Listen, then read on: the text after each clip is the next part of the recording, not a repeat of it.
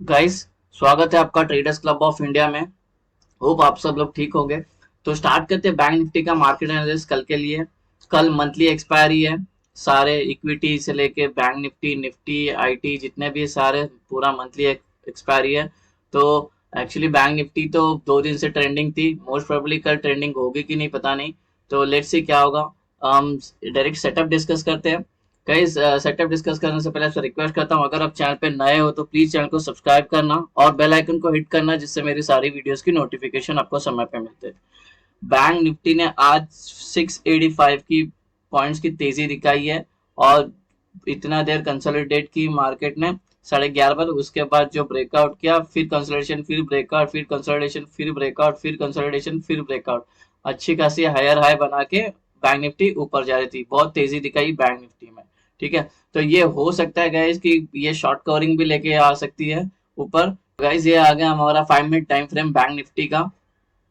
Setup discuss करने से पहले आपसे एक इम्पोर्टेंट बात बताना चाहता हूँ कि ये सेटअप का आपको इन डिटेल आपको वीडियो देखना है, और वो देखना ही पड़ेगा आपको, बिकॉज उसमें मैंने अपने 2 साल की बैक टेस्टिंग की हुई है ये सेटअप को लेकर, और ये सेटअप का नाम रखा है ब्रह्मास्त्र।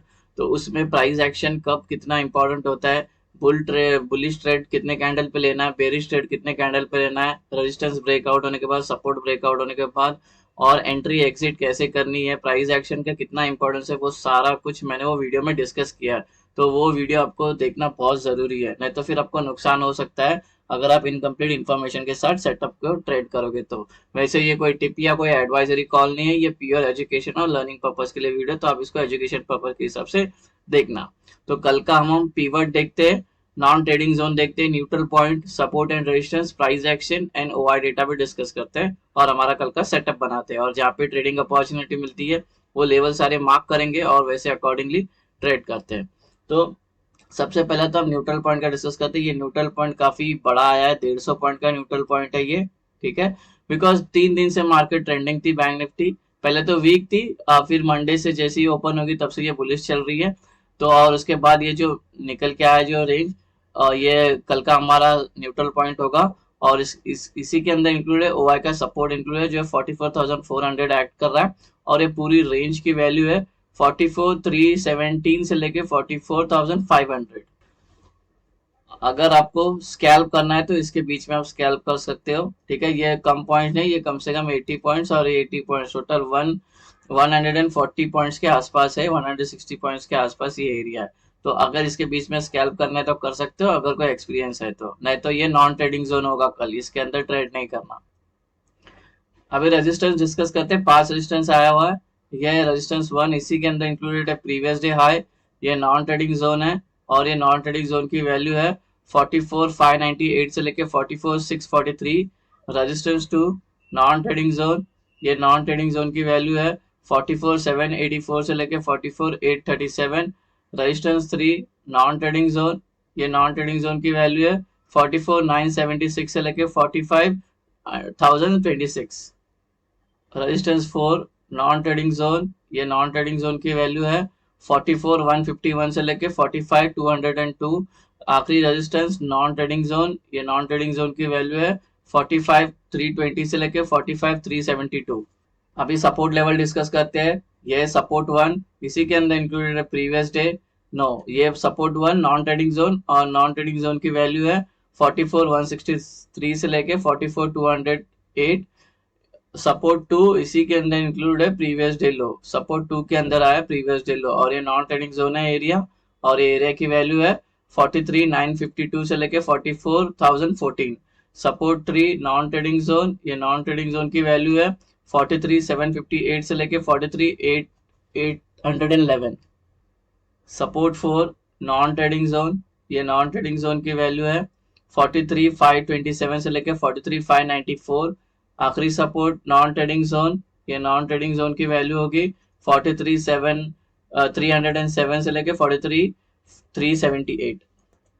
ट्रेडर्स, हमारा सपोर्ट, रेजिस्टेंस और न्यूट्रल पॉइंट डिस्कस हो गया। अगर कोई रेंज आपको समझ में नहीं आया तो वीडियो को पॉज करके आप वो रेंज मार्क करके लेना।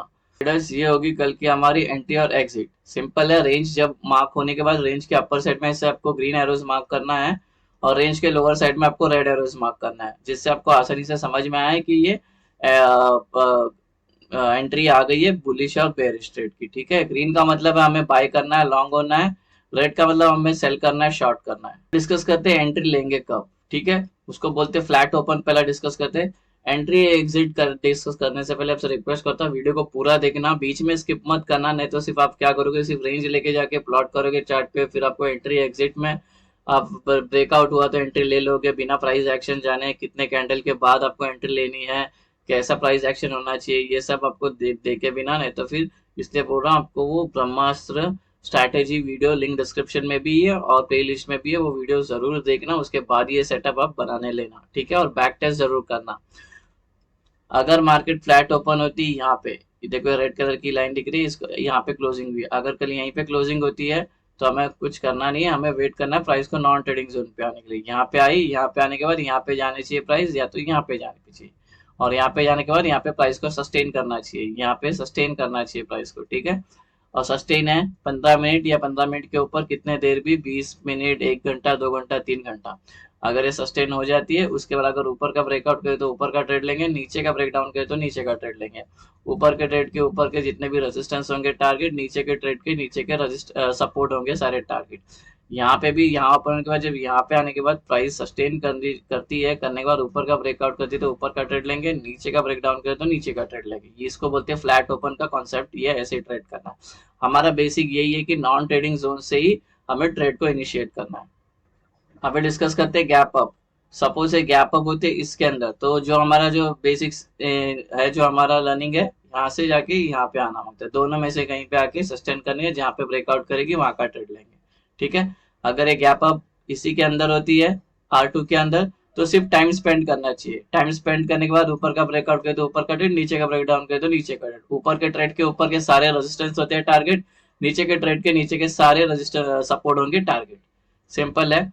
अगर ये गैप अप होने के बाद यहाँ पे सस्टेन नहीं कर पाती है, एक ही कैंडल फॉर्म होती है और बड़ी बड़ी कैंडल बन के गिरना स्टार्ट करती है, बड़ी बड़ी कैंडल बन के ऊपर जाना स्टार्ट करती है, तो ऐसे में हमें क्या करना है, हमें प्राइस को नॉन ट्रेडिंग जोन में आने के बाद प्राइस एक्शन बनने देना है। एग्जाम्पल के लिए हम ले लेते हैं कि गैप अप होती है और ये गिरना स्टार्ट करती है और यहाँ के रुक जाती है और यहाँ पे टाइम स्पेंड करती है, टाइम स्पेंड करती है और यहाँ पे प्राइस एक्शन बनाती है। एक तो प्राइस एक्शन क्या, कंसोलिडेशन होना होता है एक बॉक्स के अंदर, जो नॉन ट्रेडिंग बॉक्स के, जो जिसका थ्रेशोल्ड है 15 मिनट्स या मोर देन 15 मिनट्स, कितने भी देर भी सस्टेन करने के बाद ऊपर का ब्रेकआउट करे तो ऊपर का ट्रेड लेंगे, नीचे का ब्रेकडाउन करे तो नीचे का ट्रेड लेंगे। अगर कोई ज्यादा एक्सपीरियंस है, अगर किसको समझो यहाँ पे ये हैमर बना, उसके बाद ये कैंडल क्या हाई, ये कैंडल को ब्रेक करती है, तो इसको चार्ट पैटर्न, कैंडल पैटर्न बोलते हैं, आप उसके बेस पे भी ले सकते हो। मैंने जो बैक टेस्ट किया हुआ है वो कंसोलिडेशन पे बैक टेस्ट किया हुआ है, ठीक है, तो उसके हिसाब से आप बैक टेस्ट करना। अभी डिस्कस करते हैं गैप डाउन। अगर गैप डाउन होती है न्यूट्रल पॉइंट के अंदर, तो हमें तो ये तो नॉन ट्रेडिंग जोन है, कुछ करना नहीं है। अगर कोई ज्यादा एक्सपीरियंस है तो इसको एज अ स्कैल्प कर सकते हो, ये एरिया और ये एरिया को, ठीक है, लेकिन बैक टेस्ट जरूर करना। लेकिन मैं तो ट्रेड नहीं लेता हूँ क्योंकि नॉन ट्रेडिंग जोन है। तो गैप डाउन होती है इसके अंदर, यहाँ पे टाइम स्पेंड करती है, टाइम स्पेंड करने के बाद ऊपर का ब्रेकआउट करे तो ऊपर का ट्रेड, नीचे का ब्रेकडाउन करे तो नीचे का ट्रेड, ऊपर के ट्रेड के ऊपर के लेवल होंगे टारगेट, नीचे के ट्रेड के नीचे के लेवल होंगे टारगेट। और यहाँ पे भी सेम कॉन्सेप्ट जिसे गैप अप में यूज किया है हमने।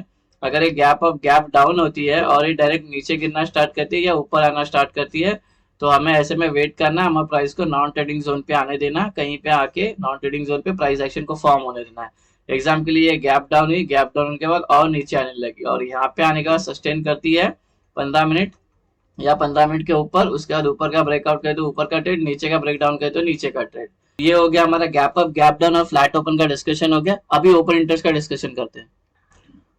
44,600 पे प्राइस है और जो सपोर्ट आ रहा है 44,400 आ रहा है, ठीक है। तो इसको हम एज ए सपोर्ट लेंगे क्योंकि यहाँ पे तो है 25 लाख के आसपास है और यहाँ पे तो 60 लाख है, लेकिन अगर कल गैप डाउन होती तो यहाँ पे प्रेशर पड़ जाएगा, तो ये 44,500 को ब्रेक कर सकता है, तो सपोर्ट लेंगे हम 44,400, ठीक है, और रेजिस्टेंस लेंगे हम 44,900, ठीक है, क्योंकि यहाँ पे है कितना 28 लाख है और यहाँ पे सिर्फ है 3 लाख है, तो यहाँ पे ये स्ट्रॉन्ग रेजिस्टेंस है।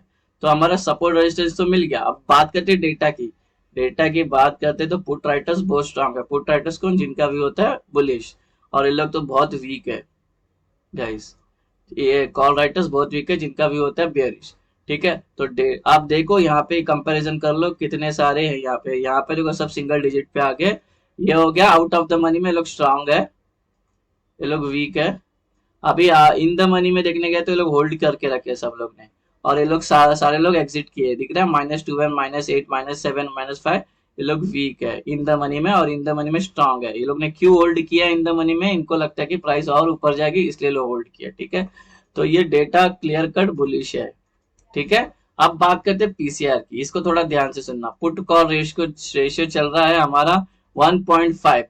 1.5 का मतलब है ओवरसोल्ड में आ गए, ओवरसोल्ड जोन में आ गए हम लोग, ठीक है।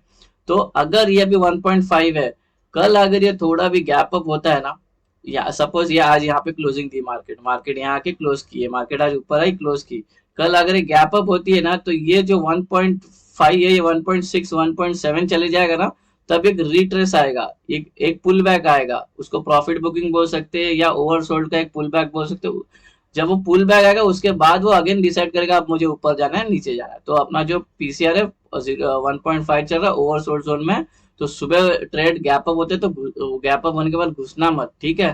तो अगर कोई नेगेटिव पैटर्न दिखता है, नेगेटिव चार्ट फॉर्म दिखता है या हमारा लेवल कोई ब्रेक करता है अच्छा खासा, तो हम नीचे के लिए ट्रेड करेंगे, क्योंकि 1.5 पे ओवरसोल्ड चली गई है।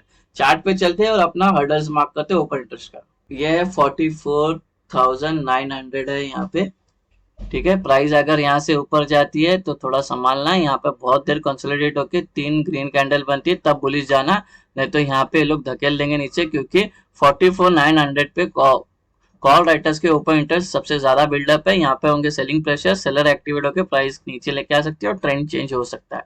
तो ये दोनों के बीच में आया तो थोड़ा संभालना है इसको। 44,900 रेजिस्टेंस, और जो ओपन का सपोर्ट है 44,400 वो न्यूट्रल पॉइंट के अंदर ही आ गया, हमारे इसके अंदर ही आ गया। आपको सिर्फ न्यूट्रल पॉइंट जब आप मार्क कर लोगे नॉन ट्रेडिंग जोन ये वाला, तो ये 44,400 एक मार्क कर लेना, इस पे रेजिस्टेंस है, क्योंकि यहाँ पे लग के यहाँ पे है ओपन इंटरेस्ट है, पुट राइटर सबसे ज्यादा है, यहाँ पे लग के प्राइस ऊपर जा सकती है, ठीक है। तो थोड़ा ध्यान रखना है इस पे, जो सपोर्ट ऐड करेगा 44,400 का। मंथली एक्सपायरी का बैंक निफ्टी का सेटअप। होप आपको ये सेटअप पसंद आया तो वीडियो को लाइक करना, शेयर करना और ट्रेडर्स कम्युनिटी में फॉरवर्ड करना। मिलते हैं नेक्स्ट वीडियो में, till then thank you very much for watching, have a great